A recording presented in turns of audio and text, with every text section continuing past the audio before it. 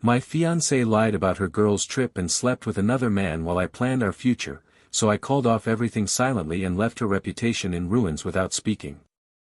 I'm a 28-year-old guy, and for the past 3 years, I genuinely believed my fiancée and I were building something solid: trust, love, and a future together.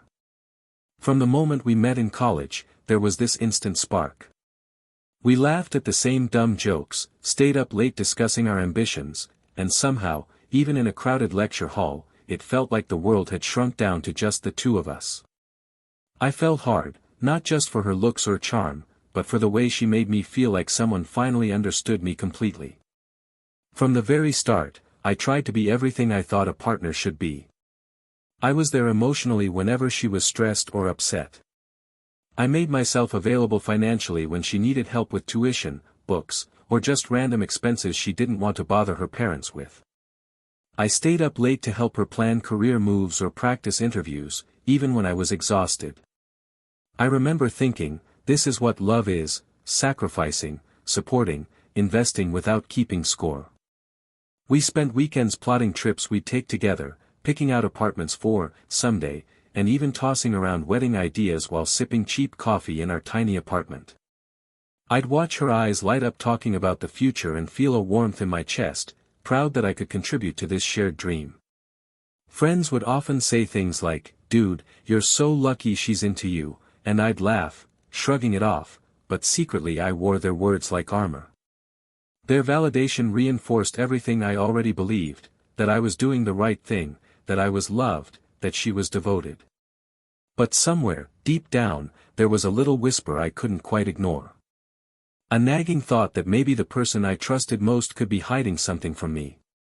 I pushed it aside each time, telling myself it was paranoia, that we were just human, that trust was meant to be absolute in a relationship. Yet even as I planned our life together, I couldn't shake the faint, uneasy feeling that the foundation I thought was rock solid might already have cracks beneath the surface. It started small, almost imperceptible at first, like a shadow stretching across a sunlit room. She'd mention a girl's trip, in passing, always vague about the details. Just a weekend with some friends, nothing major, she'd say, tossing her hair over her shoulder with that casual confidence I loved. But when I asked who exactly was going, or where they were going, her answers became hazy, mumbled, or deflected with humor. "You worry too much," she'd say with a smile, and I'd nod, ashamed for doubting her, for even letting a little doubt creep in. But every time she brushed me off, my chest tightened in a way I couldn't ignore. Then there were the texts. I'd catch glimpses when she left her phone open, messages from unknown numbers with flirty emojis, laughter I hadn't heard from anyone but me before. I tried to rationalize it, maybe friends teasing her, nothing serious. But the more I saw, the more my stomach churned. One night, she laughed at a message while I sat beside her on the couch and felt an icy, alien sensation crawling across my spine. "What's so funny?"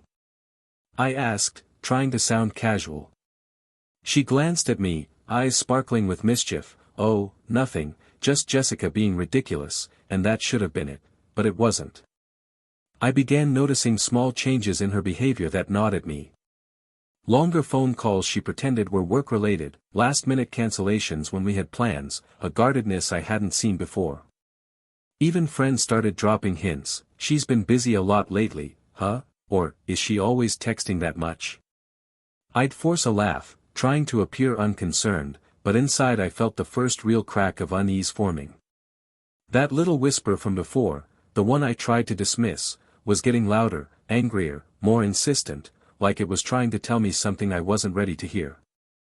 I wanted to confront her, to demand the truth, but a strange fear held me back.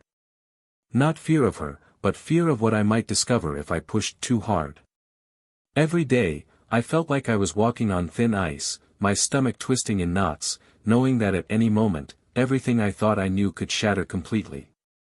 I thought I was doing everything right, building a life we could both be proud of, and yet a persistent unease lingered in the back of my mind. I spent countless nights meticulously planning our future, budgeting for our first apartment together, discussing career moves, mapping out travel plans, even jotting down ideas for our wedding.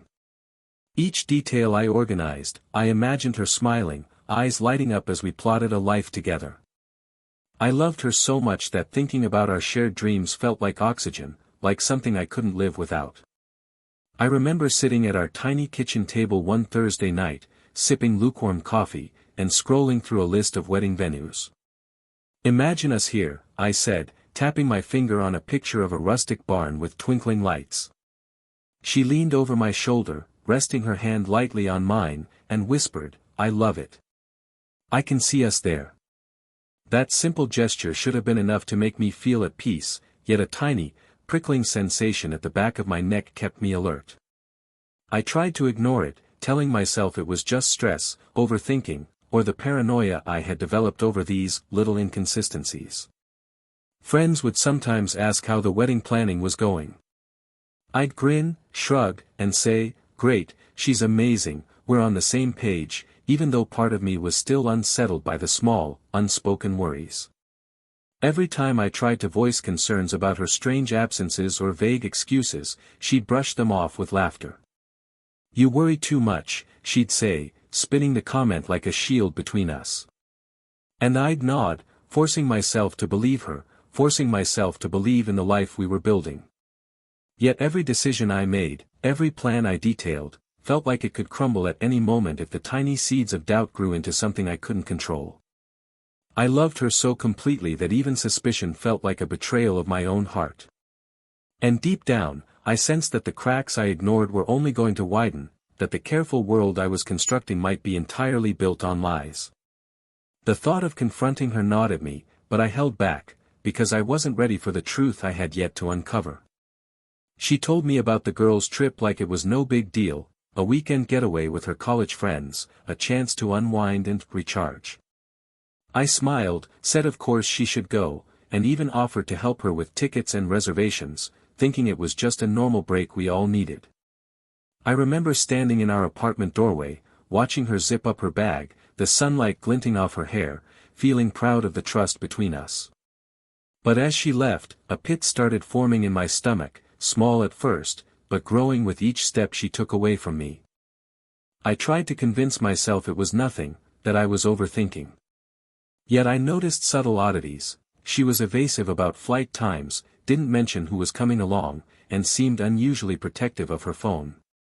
"It's just the usual girls' stuff, don't worry," she said, tossing a carefree smile over her shoulder, but her eyes flicked nervously as she shut the door. That glance, so fleeting and easy to dismiss, burrowed into my chest and refused to leave.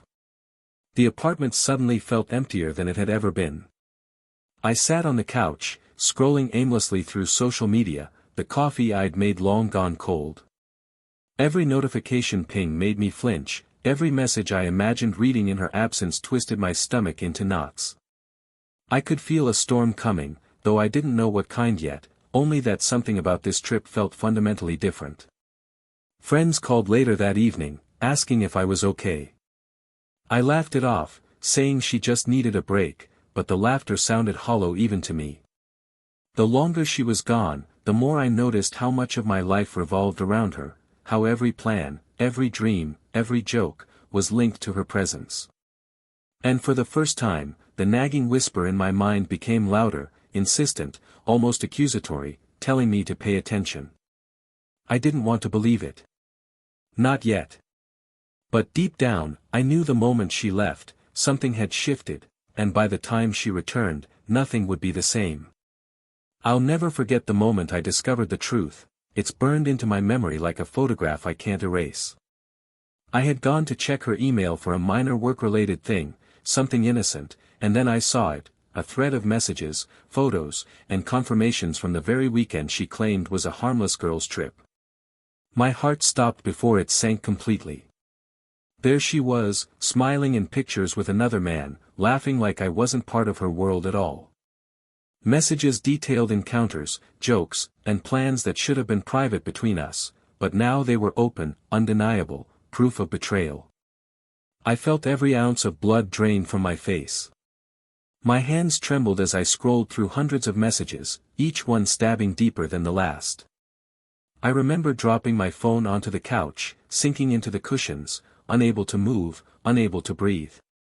I kept whispering to myself, this can't be real, this can't be happening, but my own voice sounded foreign, broken, full of disbelief. Every memory I had of her, every promise she'd made, suddenly felt like a lie I had swallowed whole. I wanted to confront her immediately, to demand answers, but even as my fury built, I felt a hollow kind of exhaustion. Rage mixed with heartbreak so sharp it made my chest ache. I replayed our last conversation, her words and smiles twisting in my mind like knives. The realization hit harder than I expected. She had used my trust, my love, and my planning against me. And the worst part? I couldn't even blame a misunderstanding. This was deliberate, calculated, cruel. I spent the rest of that night pacing, unable to sit, unable to sleep. Every scenario played out in my mind, confrontations, screaming matches, humiliating her in public, but none of it felt right. There had to be another way, a way to reclaim my dignity and silence the betrayal without stooping to her level. But even as the idea took root, a chilling thought lingered. The person I had given my heart, my trust, and my future to had already crossed a line I could never forgive. And in that moment, I realized the life I had imagined with her, the plans, the dreams, the future, it was gone. Completely gone. The next few days were a blur of emptiness, anger, and disbelief. I couldn't eat, I couldn't sleep, and every little thing in the apartment screamed at me, her coffee mug left on the counter, the throw pillow I had bought for her, the photos of us pinned on the fridge. It felt like my entire world had been quietly dismantled while I was busy planning a future I now realized never existed. Friends called, asking if I was okay, but I couldn't speak. The words wouldn't come out, every attempt was choked by grief and rage. I wanted someone, anyone, to validate what I felt, but I also didn't want to admit the truth yet. I found myself walking past our favorite spots, the little cafe where we first met, the park we used to visit on lazy Sundays, and each memory stabbed like a blade.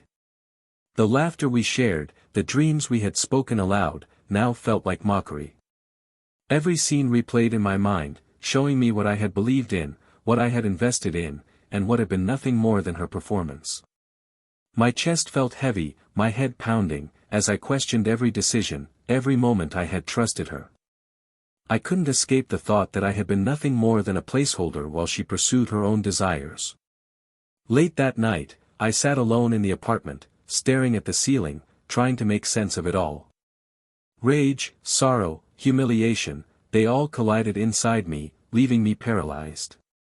I imagined confronting her, shouting, demanding answers, but even the thought seemed hollow.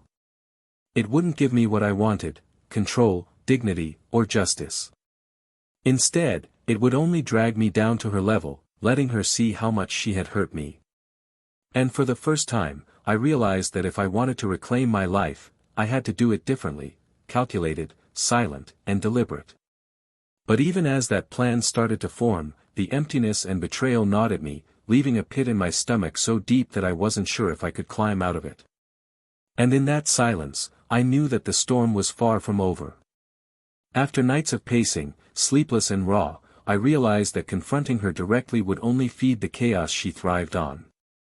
I needed control, but not in a way that screamed desperation or rage. I wanted quiet, invisible justice, the kind that speaks louder than words ever could. So I began calculating every move with precision, mapping out a plan to reclaim my life while letting the truth unravel her carefully constructed facade.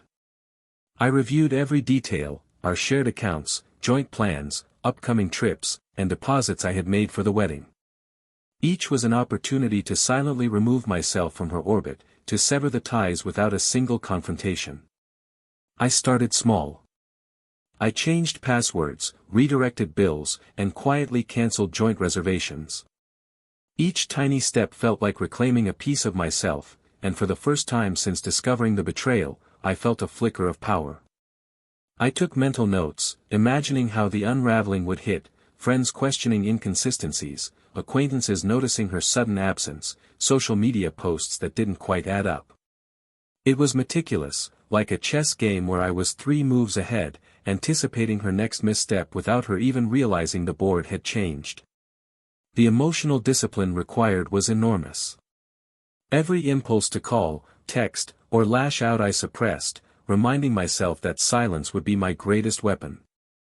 I kept busy, throwing myself into work, workouts, and old hobbies I had abandoned, all while letting her believe life was normal. Meanwhile, the gnawing anger simmered quietly beneath the surface, a reminder of why I was doing this. And as I watched her from a distance, social media, friends' comments, subtle interactions, I realized just how much damage her own actions would do once the truth quietly surfaced. The plan was working, but it required patience, precision, and the willingness to wait while the consequences unfolded without me saying a word. I knew the day was coming when everything she had hidden would be exposed, and I would witness it from a place of calm control. The first signs appeared subtly, almost innocuously, but they were devastating all the same.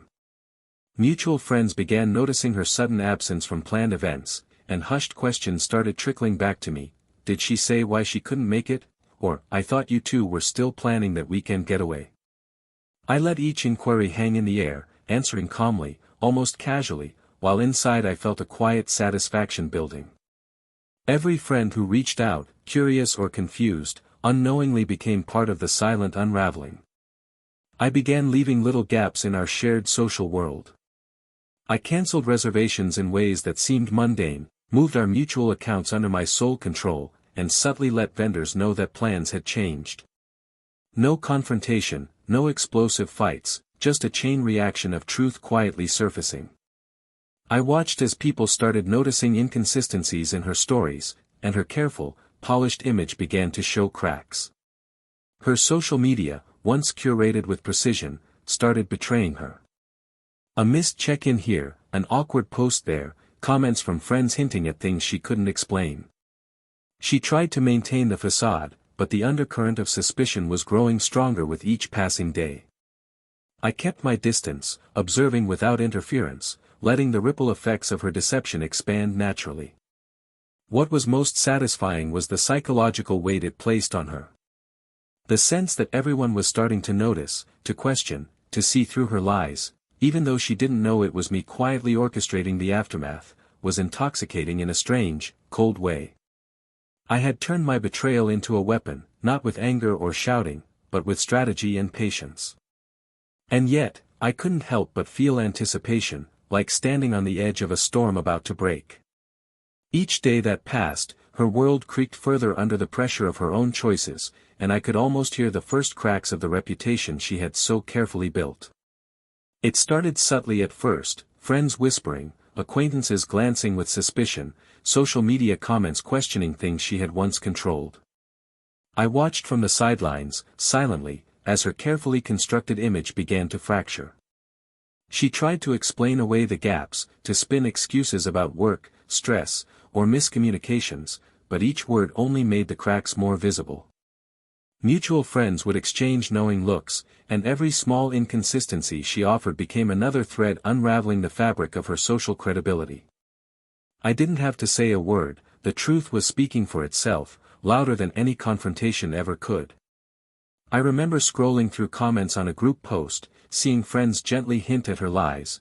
I thought she said she was out of town, or, I guess plans changed unexpectedly. The subtle doubt was spreading, and her discomfort was visible even in pictures she posted online, her smiles now forced and uneven.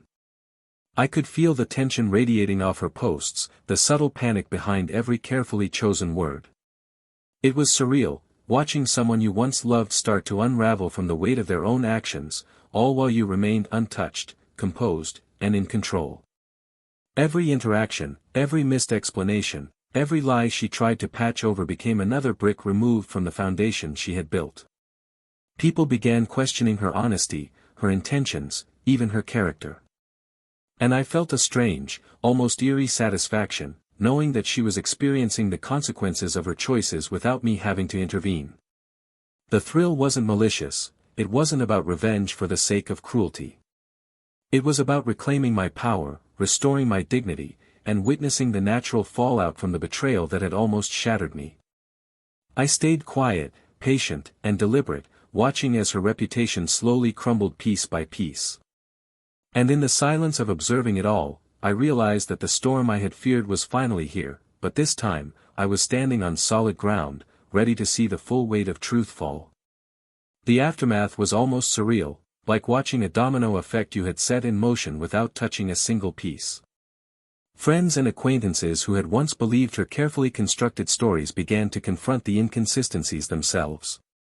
Messages arrived from people she had trusted, not accusatory, but curious, probing, "Are you okay?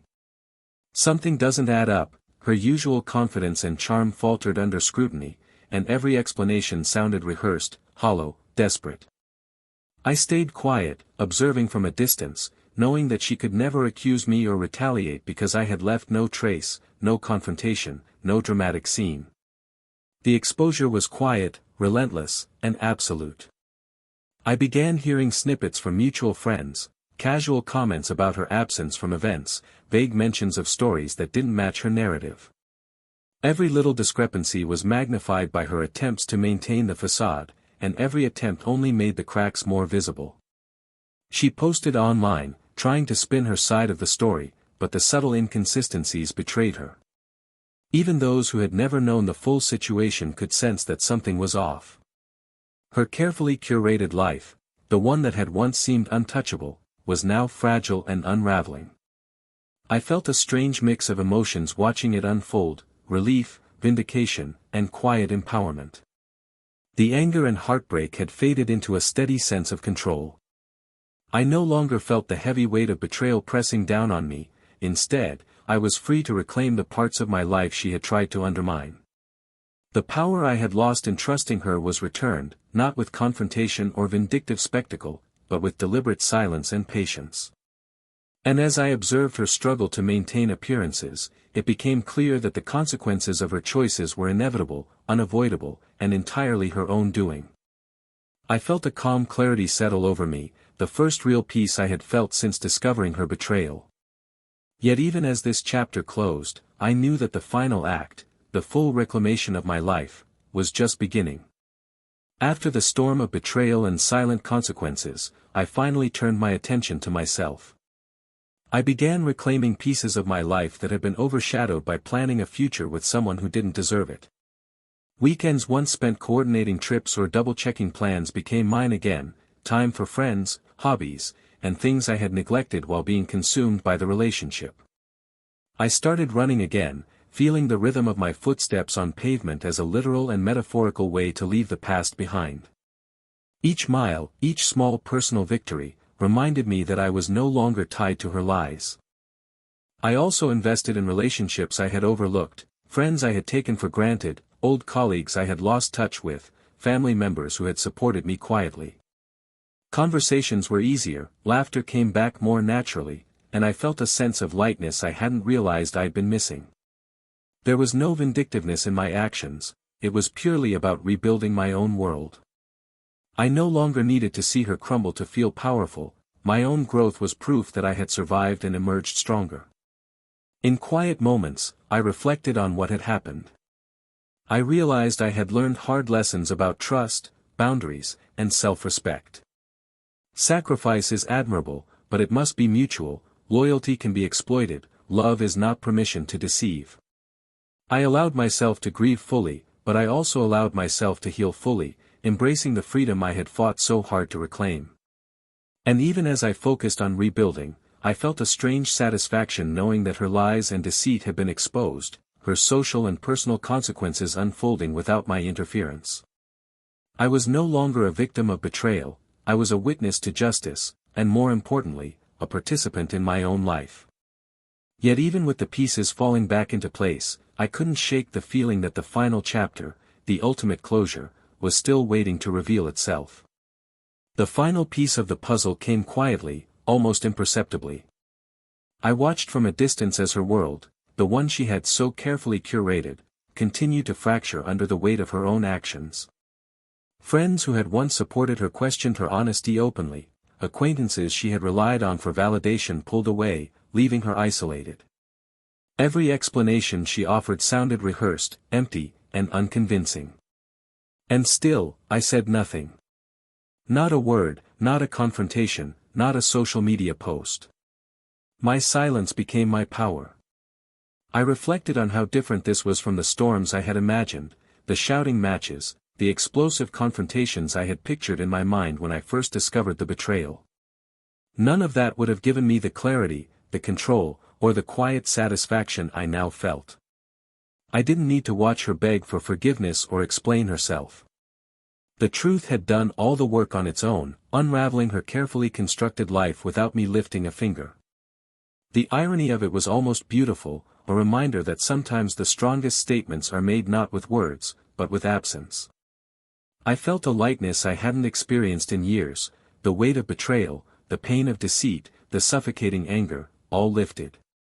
My world, once consumed by someone else's lies, was finally mine again. I invested in my passions, my friendships, and my own sense of self-worth. I allowed myself to dream again, to plan, and to hope, without fear, without suspicion, without betrayal lurking behind every corner. And yet, in the stillness, I realized that the ultimate revenge had been simpler than I had ever imagined, living fully, thriving quietly, and letting the consequences of her choices speak louder than any words I could have used. She had crossed a line, but I had reclaimed everything that truly mattered, my dignity, my peace, and my future. Sometimes closure doesn't roar, it whispers. And in that whisper, I heard my own freedom, my own strength, and the quiet, satisfying echo of justice served.